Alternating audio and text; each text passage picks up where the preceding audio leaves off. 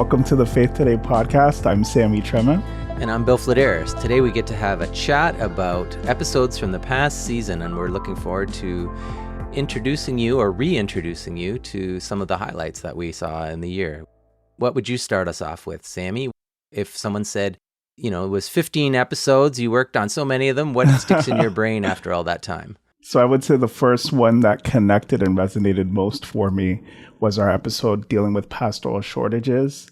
It just kind of really grounded the understanding of the Canadian landscape around churches. If you don't know, most Canadians attend churches that are small churches. And in the context of that, it's more within a membership of anywhere from 75 to 150 people.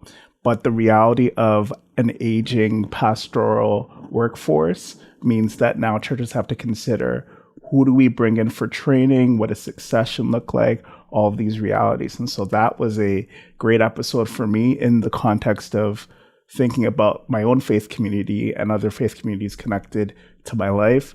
What would the pastors and the staff do and congregations do? And I know for other Canadians, if you're thinking about your lead pastor, most are in that range of early 50s, mid 50s, and have a bit of a time frame left of 12, 13 years. And so just really helps to inform the conversation and also give some inspiration for those who might be considering ministry life, what it could look like. It leads you to a lot of thoughts about, well, what should a pastor do? And how do we organize our Christian community, right? Sometimes it can lead us to rethink some of the basics, and sometimes we just work hard to keep going because what we think we have is so good. Very true. And I know David brought up something within the conversation related to bringing up the conversation of calling earlier in the life of our children, right? And so I know that for some, they may negate the space of nursery or just being a good auntie or uncle to share about things that they're noticing with their young ones. Pastors definitely do that life thing with people from various phases, but bringing people into the conversation at an earlier age, it could spark an interest in pastoral work. Yeah, and we have to be careful not to just adopt the values of our society, right? Like we tell our kids, go for the career that makes you the most money or whatever, right? And they get that message already elsewhere. So we have to be the counterweight to that and say, have you considered a career in ministry? Maybe it might not be super lucrative, but you'd be serving the Lord, advancing his kingdom, and it could make an eternal difference for people, right? Those kind of conversations, sometimes we're shy to say those things. I think we need to not be, right? Yes, it's true. And then we see it weaved throughout scripture too, where callings come in at different ages, different life stages, right? So getting to be part of that process with people just as we journey with them is very exciting. I think it's so easy to think of a grand reality where maybe you're going to a Bible college and that's the only option that you can see in terms of getting involved. But as community members, we can share and we can highlight and we can encourage and open that door for some people, right? So that's awesome. So that was the episode with Rick Heemstra as the guest. Yes. I'm going to say the one that kind of stuck in my mind, I'm going to actually hedge my bets and say 2 episodes on the similar topic. They're both foreign aid focused episodes. So I got to interview Laura Solberg and Andy Harrington. Laura Solberg was kind of early in the season, and Andy is one of the last ones that we did. Some of the things we ended up talking about was just how the world is changing in terms of government support for foreign aid. So many Christian ministries are involved in supporting churches and vulnerable people around the world in developing countries, and things have changed so much in terms of government funding for that. It's all been reduced, sort of led by the United States, but then so many other countries have sort of followed suit. And so the whole landscape has totally changed. And I think I would love for our audiences to go away with an increased sensitivity and even prayer burden for international mission, that help is needed here. And there's also really good people who are making good compromises in a very awful environment. It's kind of the story that's gone below the headlines for some of us. It was really interesting, even just listening back to some of the thoughts from Laura, where she shared about what it is to be a good neighbor as Canadians and how we are in this global neighborhood where we get the chance to come alongside and support in ways that we may not realize are actually possible. And so there's a lot of good learning listening back to these episodes about how we can get involved, even just no longer being kind of on the sidelines, but really getting curious about what are some ways that we could support these ministries and orgs that are doing the great work. Yeah, that's excellent, Sammy. In the same way as the Rick Heemster episode about pastoring gets you to think about some of the basics, like why do we need a pastor and how should a pastoral vocation be structured? How do we invite people in? Same thing with international mission, I would say. In this time of uncertainty, crisis, whatever you want to call it, it's a great time to rethink, why do we do this stuff? How is God calling us to do this? And why is this important? Very true. The conversation I had with Laura, like you said, and also the one with Andy, they articulated those things so well.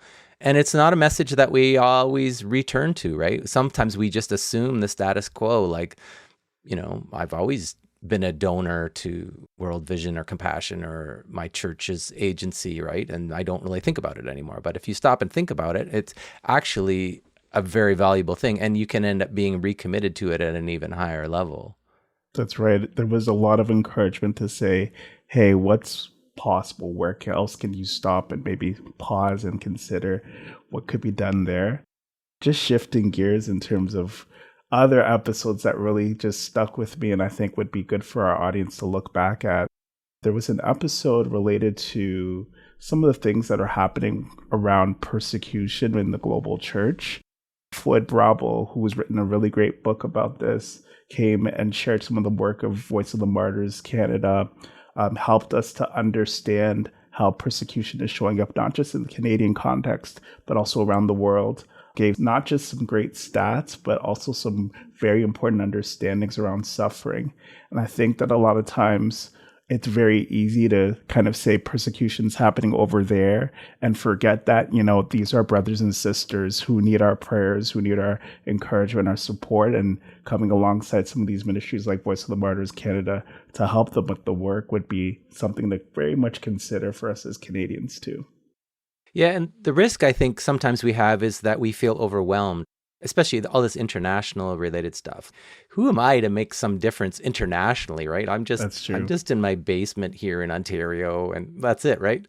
But when we get a sense of the kingdom being this, borders don't matter, getting a sense of loving our neighbor and who is our neighbor, right? And yes, our locally close person is our neighbor, but in the interconnected global world that we live in, we have neighbors in Congo, we have neighbors in Myanmar. That's right. Especially if we think of them as brothers and sisters in the church. So instead of being overwhelmed, I'm hoping people are going away and feeling encouraged. Yes, these are folks that God is at work among them, and I want to be a part of. I get to be a part of it. It's a privilege. And I know, listening back to the conversation, one of the points that really drove that point home, Bill, was that there's different types of suffering happening, but there are also supports available to say, hey, listen, it's not just going to be this isolated event. There are ways that we can still come alongside. So I am hoping that, yes, people do walk away and say, it's not just a heavy topic or a heavy reality. I can actively get involved as well. Yeah, and these agencies like Voice of the Martyrs, they are like the experts, right? So when we make a donation to an organization that is expert on this, we don't have to be all up to speed on all the latest news and, yes, I want my money to go to this crisis or that crisis. The organization has the expertise to decide it. So when we make a general donation or when we just have a general prayer to support an agency like that, that gets directed to the right place. We don't have to feel the overwhelm of trying to figure out, well, yes, I want to donate for the Philippine hurricane, or I want to donate for, That's true. We can trust when those organizations are accountable and well respected, like the ones are that we've been interviewing. It releases a burden from us, really, that we don't have to know everything, but we can still participate. But I wanted to ask you, of all the episodes that we did this season, which one was most thought-provoking for you? I think I'm going to say one of the first ones that I did with Jesse Nickel about peacemaking and sort of anti-violence. maybe it's not quite fair, because with Jesse's, I read his whole book before I interviewed him. So there was a lot of pent up information that I got excited about reading his book. But what was so inspiring to me was he sort of does a study in the New Testament of a couple of Greek words that are really key to how Jesus presents his kingdom and his mission, and the way that Jesus shows a clear rejection of violence and also military power, which is kind of what everyone in his time and day was expecting. You know, they wanted the Messiah. They envisioned the Messiah to be sort of a military savior who would help them to kick out the Romans, kind of thing.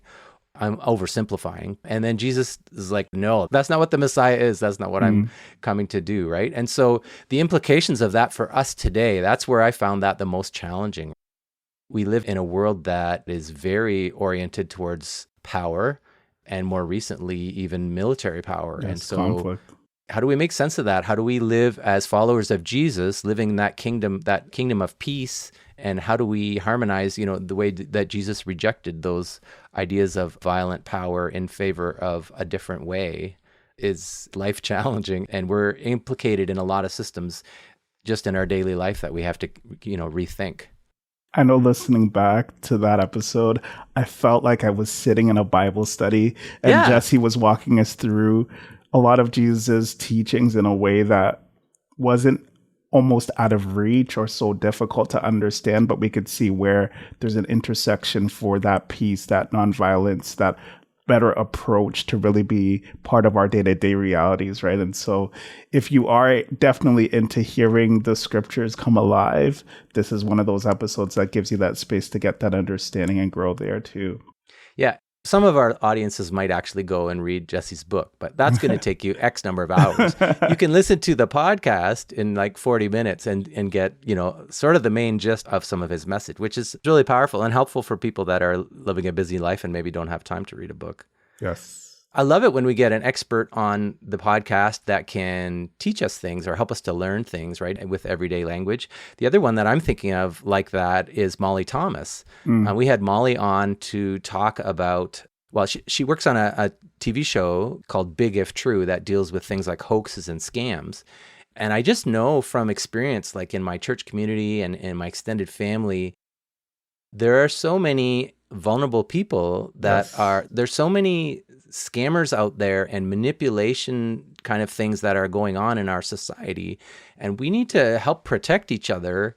And she's able to walk us through some of those concepts and explain some of those things. And I just think, and even more generally, the show that she is on helps to educate people and help people to be safe. So it's an interesting example of someone living out their calling as a Christian. Yes. To bless their neighbors, to love their neighbors. But she's working in this mainstream context, right? Serving people of all faiths. Her show is on TV Ontario, so it's like the public broadcaster. It's a mainstream organization, not a Christian. But I love seeing her passion, hearing her passion, and recognizing, maybe it's a good reminder to our listeners too, that there are Christians out there in all kinds of public positions that we don't necessarily know that they're a Christian or that that's what their motivation is in their service and in their work, but it's there. It definitely felt like one of those realities where you're hearing the scripture, let your light shine, that men would see it and give glory to God. Molly's coming through and giving this insight for discerning better, but she's also defining things, giving great examples of realities for us as Canadians and just those who might come across the show in a way that is so masterful, but also accessible, right? So It was a great conversation that the two of you were having about misinformation, disinformation, these types of things, right? I have a question for you, Sammy. Did any of the podcasts make you laugh? Do you remember any surprise moments? I would say the episode that really got me laughing was some of the things that Jason was sharing within the episode about the pastorate and some of the realities that Canadian pastors have.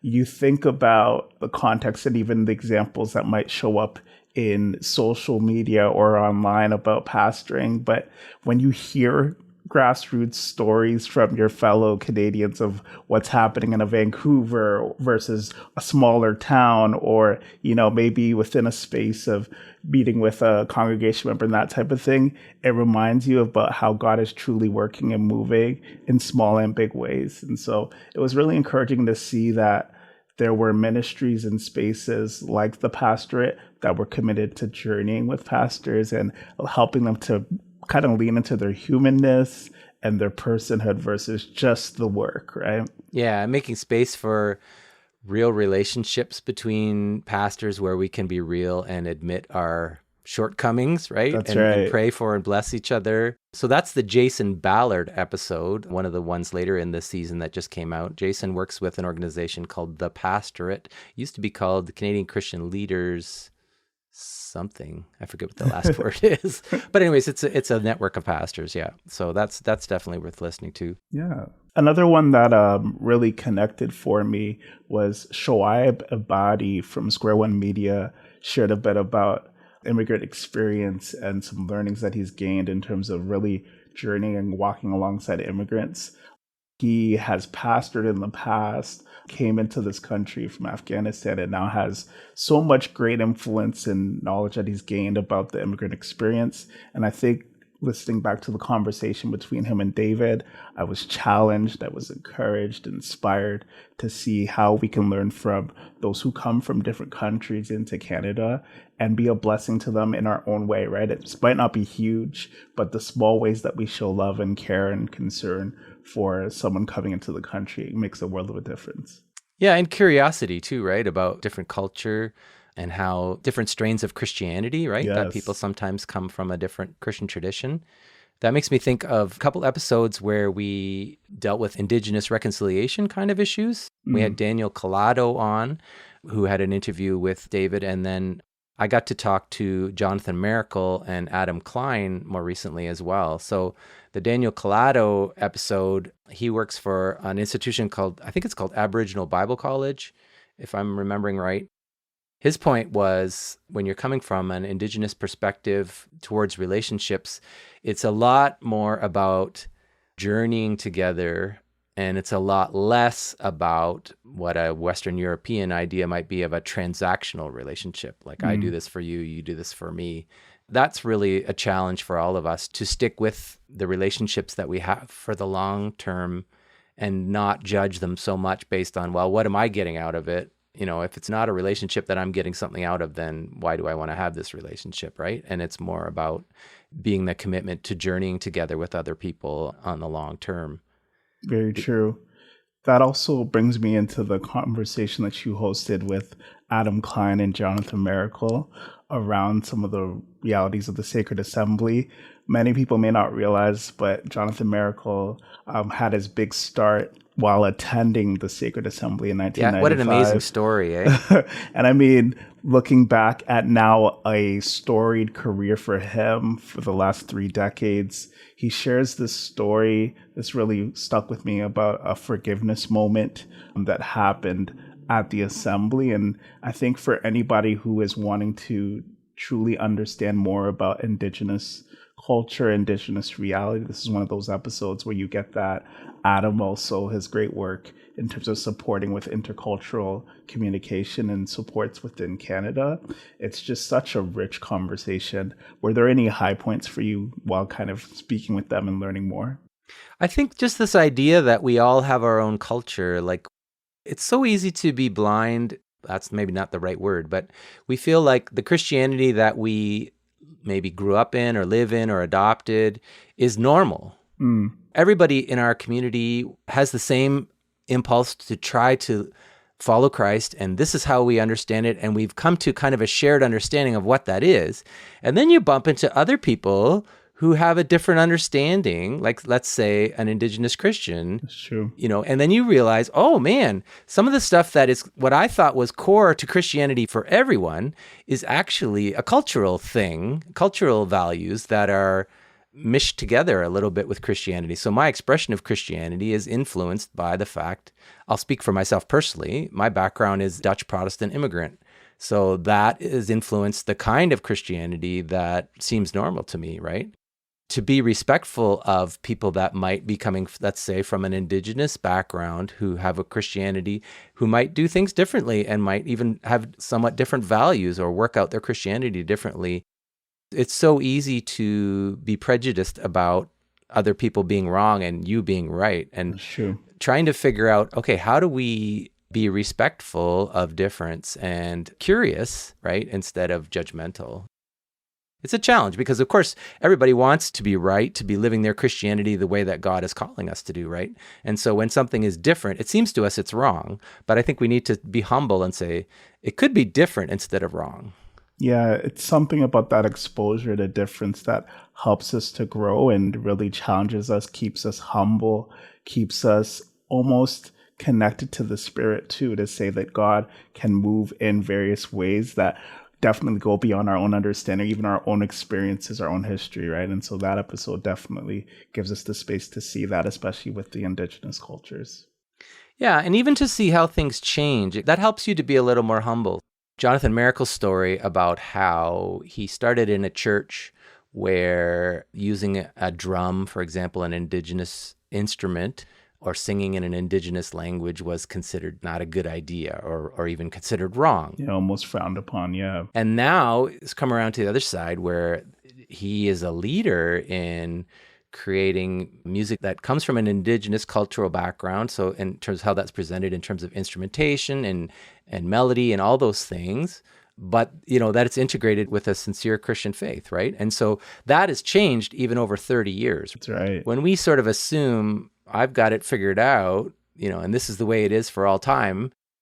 Once we get a sense of it actually changes over the generations. And, my grandparents might have seen things a little bit differently. And my grandparents, again, that helps us to loosen up a little bit to our tight hold on what we think is right and true for all time in all places. Very true. Now, Bill, I wanted to ask you, were there any episodes that stuck with you in terms of inspiration? I know that we're both creatives. You're a writer, journalist, but also just a great mind in that regard. Was there any episode that stuck for you in terms of inspiration? I'm not going to surprise you with my answer here, Sammy, but the Patty Bowman Kingsley episode that we did. So Patty is an artist on the east side of Toronto who has this very special gift and opportunity to work in mainstream spaces as a Christian and sort of integrate her faith. I'm not going to say necessarily evangelistic way, but in a very outreaching kind of way. She does things like painting in a public setting. So let's say there's a community fair or something, and she might be there with a canvas and start painting something and talk to people that come by about what she's painting, and even sometimes invite them to, would you want to pick up a brush and add to my painting sort of thing? And somehow through those conversations, it's a little bit like preaching. Like she can share her Christian motivation for some of the things that she does in a way that transcends so many boundaries, like people wouldn't necessarily come up and talk to her. If she had a sign over her that said, "Come and speak to me about religion and philosophy," or whatever, they would say a hard no. People would run away. But if she's got a sign saying, "I'm a painter, let's talk about creativity," where does creativity come from? I found that really inspiring. Patty gave so much insight into art as a connector, and she modeled this place of really looking at people as made in the image of God. And so every person has something to teach you. Every person has something to pour into you. And to see that she does it with such spunk and boldness in terms of, going to a space where there might not be anything explicitly tied to Christianity or faith, but bringing such a warmth and excitement to what she does, it was really inspiring for me too. Oh, good. Well, I'm glad we're on the same page with that one then. The other one that I'm just thinking of, I don't know why I'm jumping to this one now, but I think it has to do with outreach. I was thinking about the Dom Rousseau podcast. So Dom is a church planting pastor in Quebec, north of Montreal, I think, if I'm remembering right. The thing that he said that really stuck with me is that, when he came to plant a church in the place where he lives, he expected maybe there would be some opposition to that, right? Like Quebec is a pretty secularized culture, right? And so he was thinking people are going to say, we don't want a church here. But actually what people said, and I think this is probably what Patty Bowman Kingsley finds too, people are actually value spirituality. They recognize the need for it, and they're kind of open to talking about it a little bit. Maybe not so much when you put a really hard Christian label on it, but the curiosity and the passion for exploring that stuff is really, really there. The thing to overcome, as Dom Russo said, is a lot of times there's the attitude like, well, that's really good for you. I've got my own thing, right? And so there's this kind of dismissiveness a little bit, like, yes, we value that, and I'll hear you out, and good for you, but I'm not going to consider that for myself, right? So we have to find ways to bridge those conversations and go a little further. But it is kind of encouraging to think that if you want to call it the secular world, or maybe even the atheists in our neighborhoods, they're not necessarily all going around hating on Christianity as some of us were brought up to think, but it's more like they're willing to acknowledge that spirituality is a good thing. They might even be passionate about it. And so there is opportunities there if we can learn to frame the conversation right and invite people in to talk. You're right. Dom gave such a good discourse about secularity where now it's no longer this us versus them reality, but we can all really coexist and bring our understandings of spirituality in a way that could pique more interest for someone else or create a better connecting space, right? And I'm thinking for other pastors or other leaders within the church to look out at your neighborhoods, look out at your communities and see the space of harvest like scripture talks about without being intimidated by the fact that there might be a difference of belief or opinion is something that's really encouraging. And I think also another shameless plug, he did put out a new book as well that speaks into that. And so it's great to see where that conversation went for that insight and that wisdom for other leaders too. I think what I took away from that is that there's kind of two sides to people. They might be using language of secularism, like we don't want religion in our government or even in our community, let's say. They might say that, have that kind of language. But if you get to talking to them about spiritual longings, it's actually there. Inside them, it's there. And so, we have to be careful. Just because they might be using this really strident secular language, that doesn't mean that they're not open to talking about spiritual things. That's right. It's almost like managing attention well and going in with that perspective and that poise to say, there is something there, like, there might be a deeper understanding of spirituality versus just saying, no, language says I'm going one way or another, so there can't be a space to really truly communicate there. And it's having a curiosity approach, right? Like, what's spiritually meaningful for you? And then listening to the person, where are they coming from, right? Instead of coming to them and say, let me share the gospel with you. And then, right, they're not necessarily ready to hear that yet. I think one of the things Dom talked about, for example, is funerals, right? So somebody's grandma dies and they're at the funeral and they're really wishing there would be a way for them to somehow communicate with their grandma, even though she's gone, right? And that can veer into sort of ways of thinking that are kind of new age or occult or whatever. But if you see that for what it is, a kind of spiritual longing and trying to understand, death and the purpose of human life. And a very common human experience, yeah. Yeah. There's ways to have conversation there that we shouldn't dismiss or just give up on because we think, someone's not open to talking to us or whatever. So I found that inspiring. It's definitely one of those things where Dom helped us to no longer be afraid of that difference. And so I think when people go back to listen to the episode, they'll be pleasantly surprised to see what opportunities are truly there when we're connecting with people and just learning more about them. I wanted to ask you, I know you did a lot of work on the podcast as well as David as well. Were there any moments that shocked you or surprised you as you were kind of speaking with our guests this season? I tried to be ready to do my preparation for each interview. So I don't know if I have a quick answer to that one. But any for you? For me, I'd say seeing the depth of some of our guests that came on related to things that weren't necessarily tied to the topic at hand, right? So it's always great in the podcast space to really make room for conversation, because you discover so much more going on in the world of the mindset or even the person that's coming through with a book. And so that was happening all throughout this season. And I think that's a great takeaway to say that this space is still valuable for the person that's curious to know more. That's kind of happening within the brainchild of our guests. Yeah, that's good, Sammy. People are so much more, there's so much more to them than, the theme of their latest book, let's say. Yes. If we have someone who's a book author on the show, or someone who's involved in ministry or a pastor, right? So the more that we can have good conversations that are really human, and we can give a more well-rounded understanding of things. And sometimes those side trails turn out to be really fruitful Very ones. true. I think the one podcast that we hadn't talked about yet that I did want to remember and say I appreciated was one involving Mark Peterkins, who works for a ministry in Ottawa called One Way Ministries. Yes. That is very focused on sort of citywide collaboration. So if something shocked me, maybe I'll say this. My understanding of One Way coming into the conversation a little bit was more, it was about mutual support. And so, they have various groups that are spouses of pastors, for example. They can meet together and support each other and things like that.